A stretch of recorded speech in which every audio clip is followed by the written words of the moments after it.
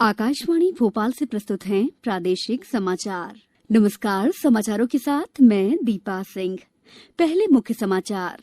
अब उद्यानिकी फसलों पर भी मिलेगा प्रधानमंत्री फसल बीमा योजना का लाभ, राज्य मंत्रिमंडल ने दी मंजूरी।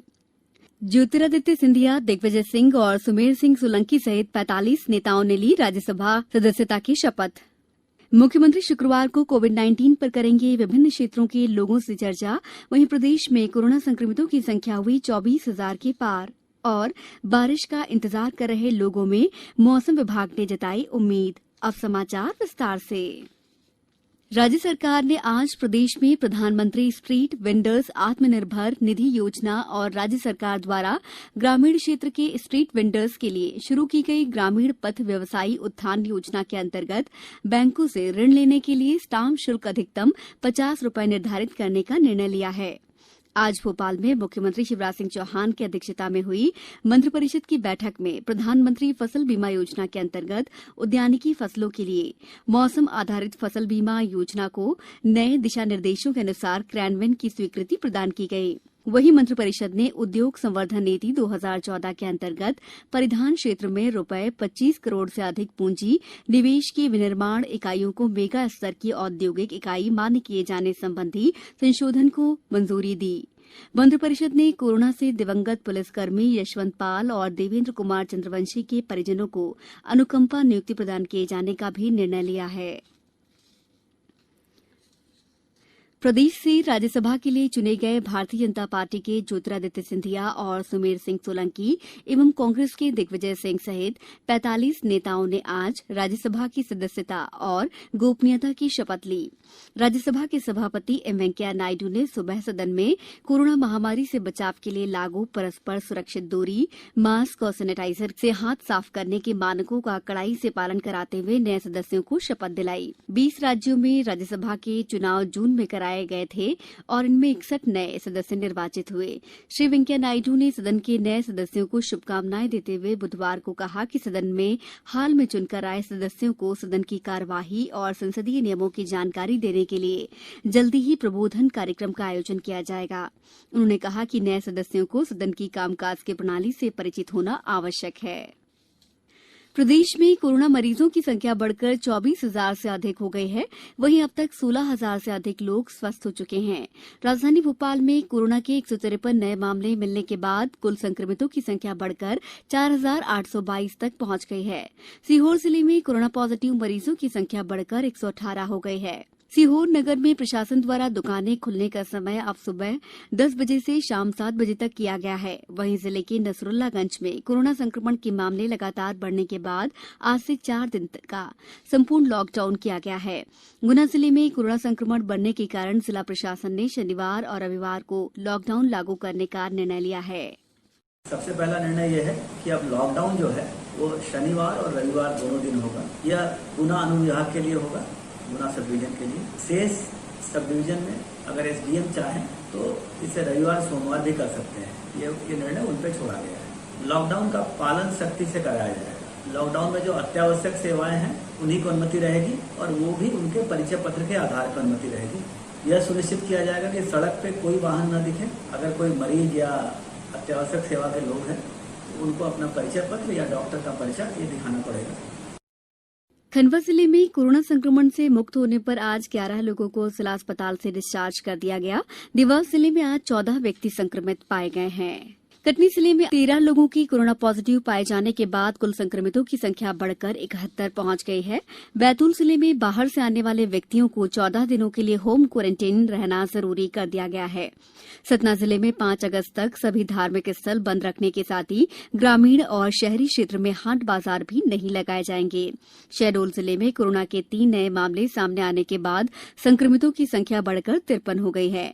शाजापुर में आज 7 नए मरीज मिले हैं। वहीं मंडला में एक और कोरोना मरीज मिलने से सक्रिय मरीजों की संख्या 13 हो गई है। नीमच जिले में आज 7 लोग स्वस्थ होकर घर लौट आए हैं। प्रधानमंत्री नरेंद्र मोदी 26 जुलाई को आकाशवाणी पर मन की बात कार्यक्रम में देश विदेश के लोगों के साथ अपने विचार साझा करेंगे। ये मासिक रेडियो कार्यक्रम की 67वीं कड़ी होगी। श्री मोदी ने लोगों से जीवन में सकारात्मक परिवर्तन लाने वाले प्रेरक सामूहिक प्रयासों को साझा करने को कहा है। मन की बात के लिए लोग अपने संदेश फोन नंबर 1800117800 पर रिकॉर्ड करा सकते हैं। वे अपने विचार नमो ऐप या वेबसाइट mygov.in पर भी भेज सकते हैं। इसके अलावा लोग अपने संदेश भेजने के लिए 1922 पर फोन कर सकते हैं। समाचारों में वक्त है ब्रेक का। ये समाचार आप आकाशवाणी भोपाल से सुन रहे हैं। हमारे समाचारों को अब आप कभी भी और कहीं भी अपनी सुविधा के अनुसार सुन सकते हैं। ये समाचार बुलेटिन YouTube, ट्विटर और फेसबुक पर AIR न्यूज भोपाल पेज पर सुने जा सकते हैं। इसके अलावा आप हमारी वेबसाइट newsonair.com पर या AIR न्यूज ऐप पर भी समाचार सुन सकते हैं। ब्रेक के बाद समाचारों में आपका एक बार फिर स्वागत है। मुख्यमंत्री शिवराज सिंह चौहान 24 जुलाई को शाम 6 बजे मुख्यमंत्री संवाद कार्यक्रम में कोविड-19 के संबंध में विभिन्न क्षेत्रों के लोगों से चर्चा करेंगे।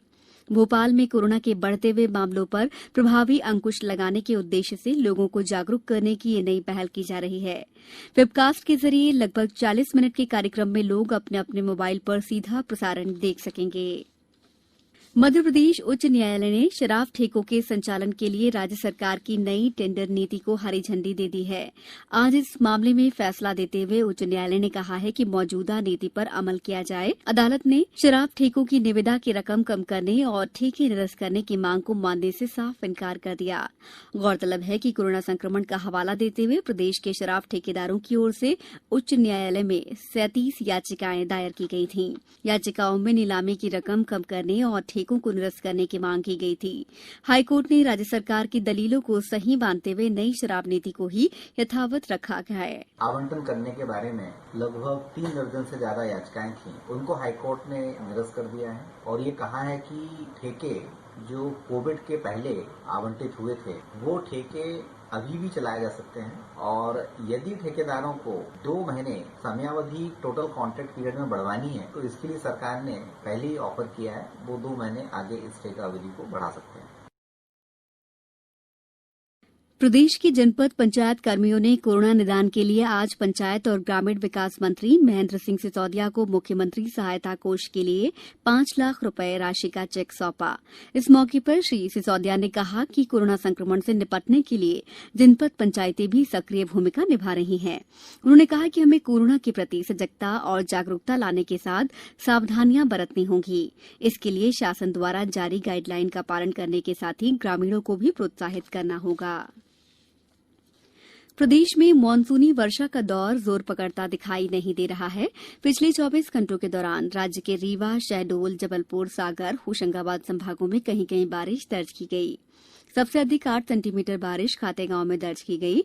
मौसम विज्ञान केंद्र भोपाल के अनुसार अगले 24 घंटों के दौरान होशंगाबाद, इंदौर, भोपाल, जबलपुर और शहडोल संभागों में कहीं कहीं बारिश होने और कहीं कहीं गरज चमक के साथ बौछारें पड़ने की संभावना है। अभी खबर मिली है कि राजधानी भोपाल में कोरोना के बढ़ते मामलों के मद्देनजर 25 जुलाई से 10 दिन का लॉकडाउन किया गया है। इस दौरान होटल बंद रहेंगे। अब कुछ समाचार संक्षेप में। राष्ट्रीय पिछड़ा वर्ग आयोग के उपाध्यक्ष डॉक्टर लोकेश कुमार प्रजापति कल खंडवा जिले के ओमकारेश्वर में पिछड़ा वर्ग के लोगों के लिए संचालित योजनाओं की समीक्षा करेंगे। सीहोर जिला न्यायालय परिसर में शासन के अभियान के तहत पौधरोपण किया गया। सीधी जिले में प्रवासी श्रमिकों को रोजगार उपलब्ध कराने के लिए चलाए जा रहे अभियान के सफल क्रियान्वयन के लिए आज बैठक का आयोजन किया गया। नीमच जिले में भू माफियाओं, चिटफंड कंपनियों और सूदखोरों के खिलाफ अभियान चलाकर कार्रवाई की जाएगी। अंत में मुख्य समाचार एक बार फिर। अब उद्यानिकी फसलों पर भी मिलेगा प्रधानमंत्री फसल बीमा योजना का लाभ, राज्य मंत्रिमंडल ने दी मंजूरी। ज्योतिरादित्य सिंधिया, दिग्विजय सिंह और सुमेर सिंह सोलंकी सहित 45 नेताओं ने ली राज्यसभा सदस्यता की शपथ। मुख्यमंत्री शुक्रवार को कोविड-19 पर करेंगे विभिन्न क्षेत्रों के लोगों से चर्चा। वहीं प्रदेश में कोरोना संक्रमितों की संख्या हुई 24,000 के पार और बारिश का इंतजार कर रहे लोगों में मौसम विभाग ने जताई उम्मीद। इस बुलेटिन में बस इतना ही। घर में रहिए, सुरक्षित रहिए और सुनते रहिए आकाशवाणी। नमस्कार।